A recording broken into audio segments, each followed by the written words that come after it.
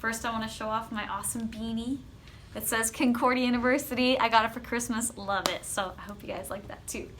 All right, so the first one we're going to talk about is the dumbbell row. It's the single arm dumbbell row, which is one of my favorites, especially for targeting the back, because we're getting that huge back muscle group, the latissimus dorsi.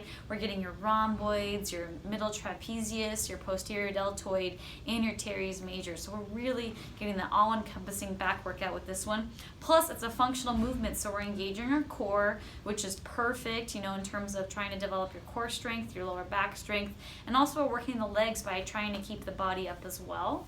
So we're going to start with your initial feet position. If I'm going to demonstrate this for a client, first of all, I want to make sure they're warmed up so they're not going into their workout very cold, with cold muscles, and that'll eliminate risk of injury. Once I feel like they are dynamically warmed up, we're ready to go, I'm going to assess their strength level and get that kettlebell or that dumbbell that feels like it's the right strength. We're going to start with their feet position. Their feet position are going to be, for this one, about shoulder width apart or slightly further apart, whatever feels the most comfortable for them based off of course, how their hips are. But what we want to do is make sure that when we are doing this, that we're demonstrating for them what that proper form looks like, bending up the hip, because this one, we're rowing against gravity, right? So I see this a lot with people when they're doing a bent over row, especially as they get tired, they kind of come up and up and up, right? So making sure that when we're describing this, we're showing that we're trying to be almost parallel with the ground. Chest is up on this one. I always say chest up, shoulders down and back, flat back, right? So the main thing I'll see sometimes too is kind of a rounding of the back, so making sure that our back is neutral spine. All right, so we're going to grab our weight here. We're going to use this as our reference point. Pretend it's a bench or a box. You can use a plyo box too. So this is our reference point. Now I'm right-handed, so I'm trying to start with my left hand first, because I usually tend to be right-hand dominant for things, so it'll do most of the work. So I like to try to distribute my energy level a little bit and start with the left. So we're going to put that right hand down here. All right, so I'm going to have them with their feet position first. All right, slight bend in the knees. Back is neutral, flat spine, all right? Facing down, we're gonna grab that kettlebell, and what we're gonna do is we're just gonna row it right up to the side, all right? I see this sometimes turning of the body, so making sure that we're isolating with that arm, right? So that we're getting that latissimus dorsi pulling up. You can even say elbow all the way up, and you can even use the side as a reference point. In the textbook, they actually say touch is the side, which can be a little bit tough for some people, especially ladies.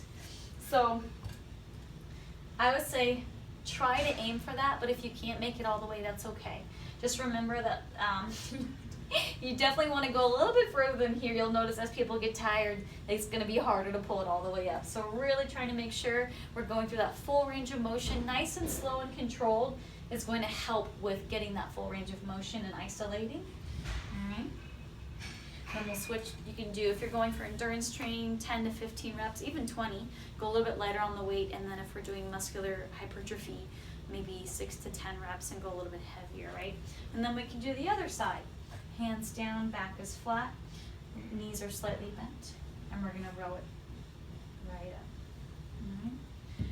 All right. A regression for this one, so you can either go down and wait, but some people have lower back pain because of this bent over position. Sustaining that for a while can kind of place some pressure there.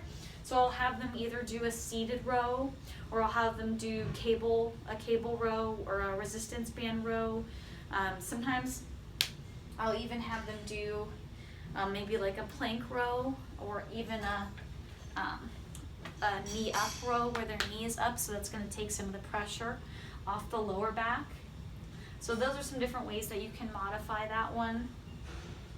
So yeah, I really like that back row one. It's a really good one, and super easy because all you need is a kettlebell or a dumbbell. You can really do it anywhere. You can do it too with your leg. You can use your leg as a reference point for a 2-point row. So you can do it that way as well. Just making sure that we're staying low and we're not rowing like this. That's kind of hard to do anyway. All right, so